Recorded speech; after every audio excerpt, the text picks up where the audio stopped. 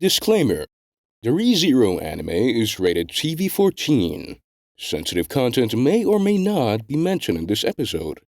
Viewer discretion is advised. This is also a fan project done without the means of monetization. We do not own official ReZero content. All work will be credited in the description of this episode. Thank you for listening. ReZero, Starting Life in Another World by Tappei Nagatsuki. Translations provided by the Witchcall Translations team. Arc 1. A Tumultuous Day. Chapter 1. Unusable Rigid 10. This is really bad. Lost and penniless. Those few words were all he could think of. Well, penniless wasn't quite right. He did have his wallet in his pocket, and setting aside the fact that he had an abundance of small change and very few notes, it couldn't be denied that he had his assets on him. More than enough to go to the nearest mall to do some shopping and eat some lunch. Even so, he could only be called penniless. Looks like the currency around here is completely different after all. Flipping the rare, rigid 10-yen coin he was holding, the youth sighed deeply. He was an unremarkable youth, bearing short black hair and average stature. He had some muscularity which, combined with his cheap jersey, gave off the air of an athlete. His sharp eyes were his only noteworthy feature. And now, even they drooped helplessly. The banality of his appearance was such that one could instantly lose him in a crowd. However, the gazes directed at him were those of wonder and incomprehension, as though they were looking at something strange. Obviously, there wasn't a single person sporting black hair or a jersey among those looking at him. Their hair varied extensively: blonde, white, brown, green, blue, and so on. Furthermore, their outfits were armor, dancers' clothes, monotone robes, and more, which possessed a certain vibe. The youth could only cross his arms in comprehension as their brazen gazes washed over him. So basically, it's like that, huh? Snapping his fingers, he pointed at those who were staring at him. Seems I've been summoned to another world. Before his eyes was a carriage drawn by a massive lizard-like being. Natsuki Subaru was born in Heisei-era, Japan's pressure-free education system. He had lived 17 years, and to describe his life would take 17 years in itself. Setting that aside, his present situation could be simply described as high school third-year shut-in, or in more detailed terms, a piece of trash who disregards everything, even his parents, to shut himself in his shell, even with his entrance exams right around the corner. There was no particular reason for his solitude. On typical weekdays, he would occasionally think, Getting up now would be a pain. And that became an impetus to cut school. With his absences steadily increasing, before he realized it, he'd become an exemplary shut-in who brought tears to his parents. He spent his days in sloth, plunging ever deeper into the net with minimal communication. The result of being a summons to another world. I don't really get it myself. Reconfirming his surroundings yet again, he heaved his umpteenth sigh. He had moved from the street he was on and was presently sitting in a somewhat dim alley. The ground was paved, a rough job compared to modern Japan, but it wasn't bad. Supposing this is a parallel world fantasy, I guess this must be the standard medieval civilization. I didn't see any machinery and they build with stone and wood. He thought back to the sight he'd seen on his way to the alley and organized the information in his head. He would frequently let his imagination run wild. As a result, he was more than prepared for his present situation. First, calmly analyze that time period's culture and its differences with Japan.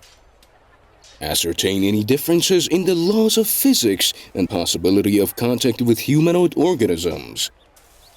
These were his priorities. Alright, let's do this. I'm not imagining you guys, and I'm fairly certain about the level of civilization. It seems like my money won't be of any use.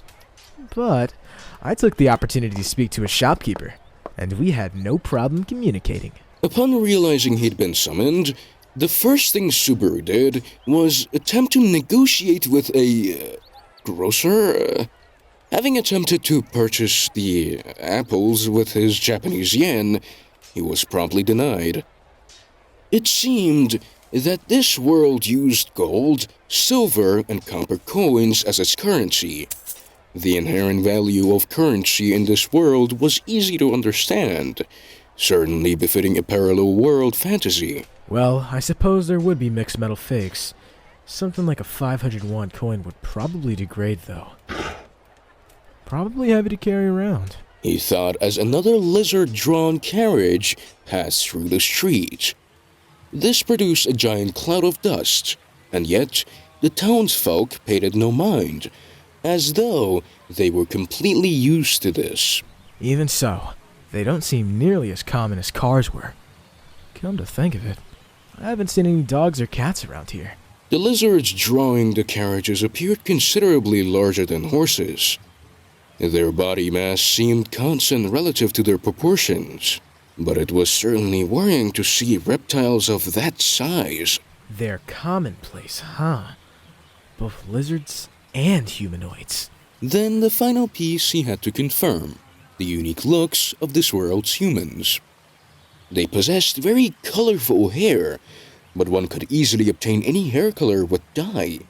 For a parallel world fantasy, that was nothing extraordinary. Instead, Subaru focused on their animal ears.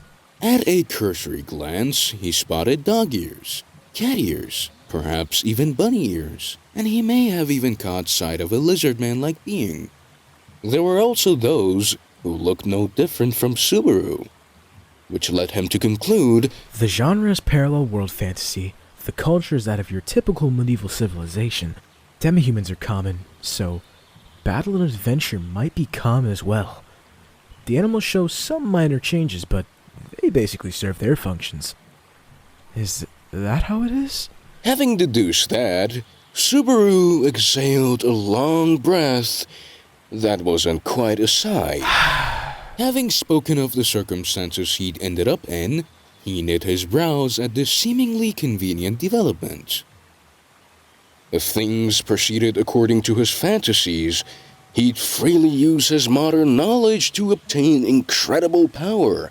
However, this world was slightly different from what he'd planned for. I'd run perfect simulations of the Sengoku era. If I'd ended up there, I'd have seized the country from Nobunaga. When it came to parallel world fantasy, at best, his knowledge amounted to gunpowder production. And even that was meaningless, considering this world's technological level. Parallel world fantasy generally came with magic. If that were the case, it would probably make gunpowder little more than fireworks. Well, there's also cliches where magic isn't the end-all be-all. If I ever get the opportunity to contribute to the advancement of science, I'll do my best to. First, my current problem.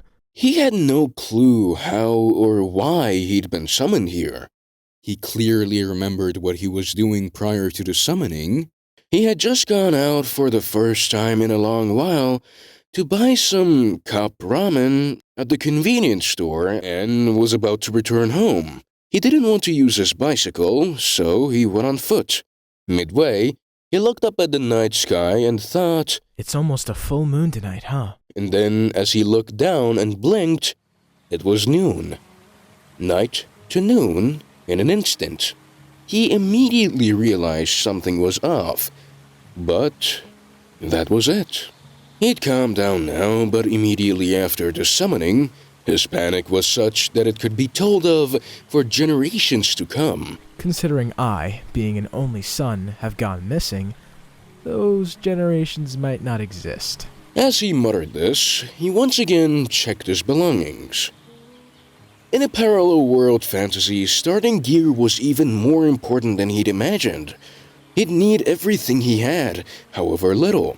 First, his cell phone, with a dying battery, his wallet, containing many video rental membership cards, the ramen he bought at the convenience store, shoyu tonkutsu, some snacks, corn pottage flavored, his beloved gray jersey, unwashed, worn-out sneakers of 2 years, and more. That's that, huh? Why didn't I at least carry a pistol? What do I do now? It seemed only his snacks would prove useful, and only to fill his belly. The situation is hopeless, and, of course, I don't know the source. I don't even have any memories of passing through a mirror or hopping into a pond. More importantly, where's the beauty who summoned me? The heroine's absence by 2D standards was an act of inconceivable negligence. To summon him and just leave him like that, it was as though he was simply thrown away. In truth, Subaru could no longer escape reality now that he'd assessed his situation, and he could only hang his head in despair. Oh, give me a break already. What on earth am I supposed to do here? Subaru was already at his limit as he muttered complaints. He earnestly wanted to go back. Fantasy was best left in the realm of fantasy.